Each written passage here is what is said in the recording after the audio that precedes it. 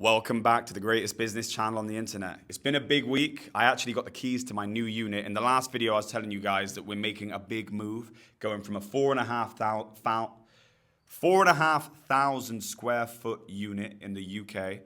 We're moving to a 9,000 square foot unit with a huge yard too. So it's going to be a game changer. If you've been following the channel, you know that this office is the Netherlands office. We have a distribution center in the Netherlands and in the UK. And really, for the last few years, all of our spare cash has been going to here in the Netherlands as we build this.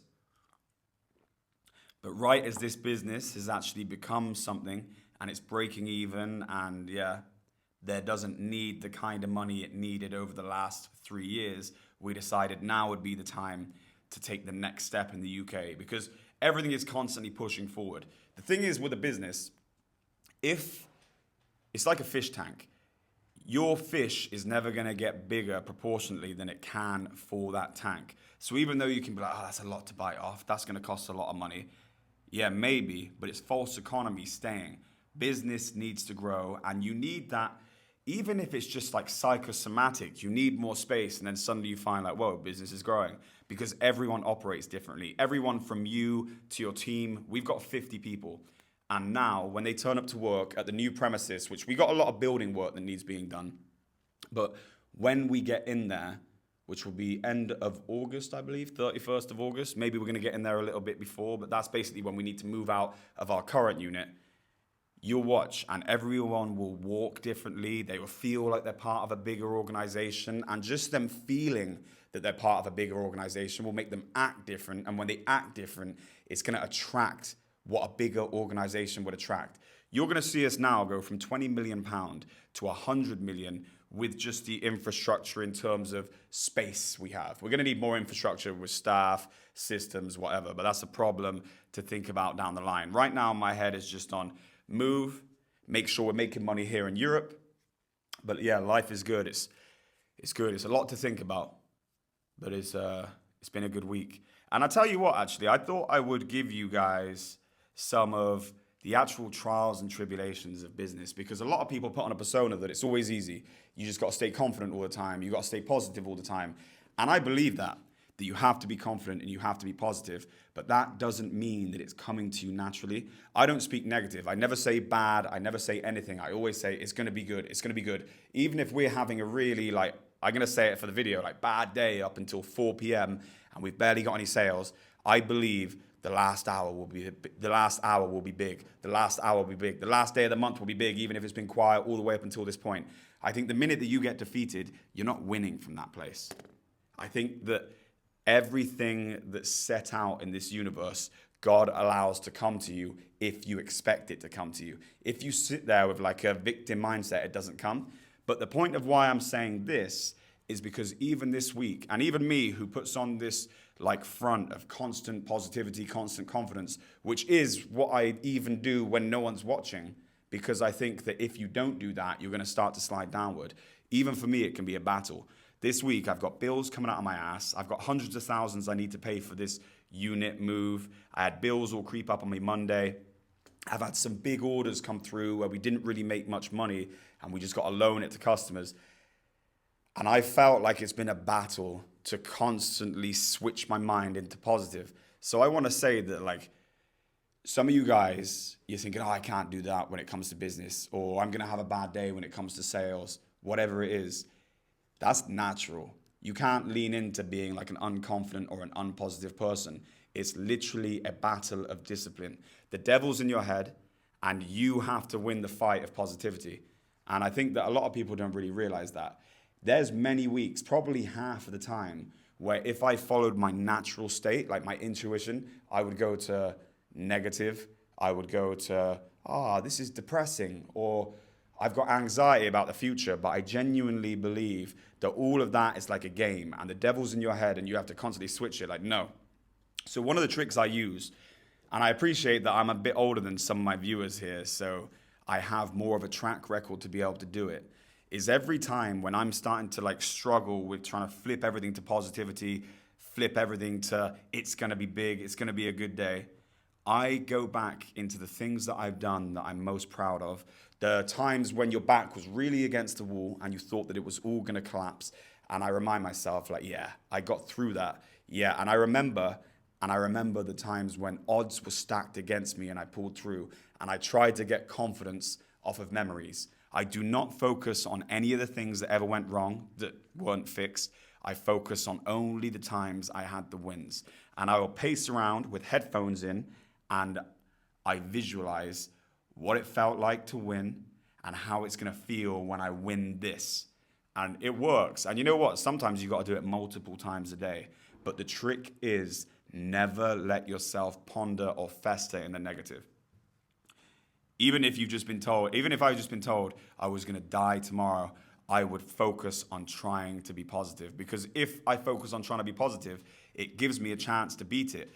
I believe that everything goes wrong the minute you lean into your problems. I believe that if you say, I'm going to have a bad day, you've now created a route that means you could have a bad day. So you can't use any negative language. Do you know, I think that people at my work think I'm a psycho. Because in a sales meeting, I don't let anyone say anything negative or just full stop. But do you know what, though?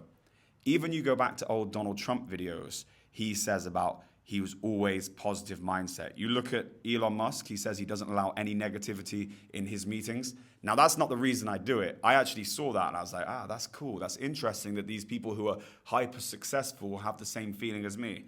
The reason I do it is because I've never seen any goodness or any results come when I haven't been thinking positive. Think about the times when things have really gone well, you've had mega days, everything's effortless, and you kind of knew it was going to come in. And then the times when you're having a bad day and you're just thinking down of yourself and you are struggling with your confidence, nothing good happens on those days. That's when it's like, everything is going wrong today.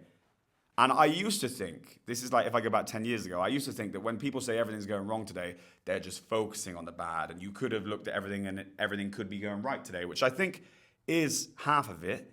It's a perspective. But I'm more woo-woo than that. I believe that if you're positive and if you're confident and if you're thinking the best of the day, I think you attract more good things. Because I've very rarely seen it when I'm having a bad day that everything good just happens. And there's objective good, like having big days of sales. I never have big days when I'm negative. But I have huge days when I'm positive. Now, one of the biggest challenges for me is as you become a bigger in business, so I have 50 people and I can be positive, but if the people underneath me aren't positive, then the energy coming from the wider people still could be negative. So I'm constantly reinforcing, like, it is what it is. We lost that battle, but we fight again now. It's going to be a good final hour. It's going to be a good this. It's going to be a good that. Because truly, the trap is leaning into the failures, leaning into the I am nots. You need to just be thinking, I am this. I am a warrior. Even if business is falling down, I am the person who can cope with this the best. I know that whoever's watching, if God's watching, he knows that even if he fails, no one is better for this mission. And if you tell yourself that, it gives you some kind of peace as well when things are going wrong. But yeah, guys, it's mad. That battle of positivity is the biggest battle. And if you can win it, that's where success sits. That's why people have all these crazy rituals before football games, and they're trying to keep their head only in positive. And if maybe they are losing halfway through the game, they try to reset their minds. Because the win happens in your head before it happens outside.